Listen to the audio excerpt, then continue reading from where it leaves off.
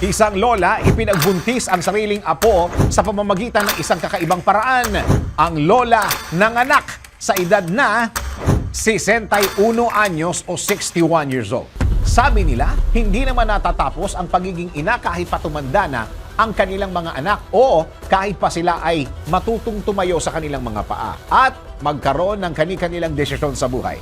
Katulad na lang ng lola sa kwentong ito na nagpakita ng kakaibang paraan ng pagmamahal para sa kanyang anak sa pamamagitan ng pagsilang sa kanyang sariling apo. Kung paano niya nagawang magsilang ng isang bata sa kabila ng kanyang katandaan, ito po yung kwento. Isang babae mula sa United States na si Christine Casey na nooy 61 years old ang nagsilang ng kanyang sariling apo matapos magkaroon ng fertility problems ang kanyang anak.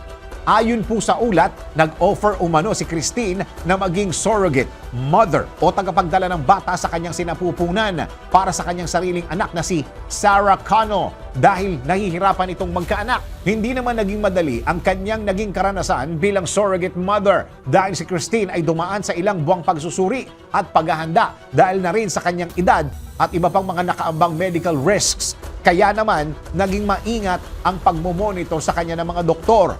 Si Christine ay nag-undergo sa tinatawag na IVF o in vitro fertilization kung saan inimplant sa kanya ang egg cell ng kanyang anak at sperm na mula sa asawa nito.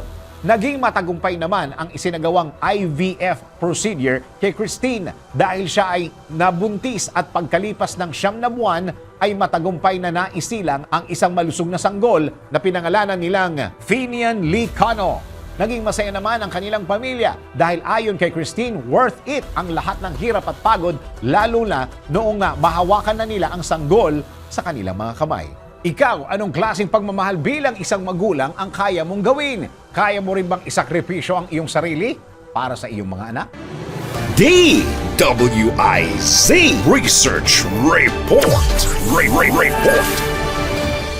Thank you for watching. Tuloy lang ang panonood at pakikinig ng tamang balita sa DWIZ News, DWIZ News FM Regional, DWIZ News TV, Aliw Channel 23, nationwide.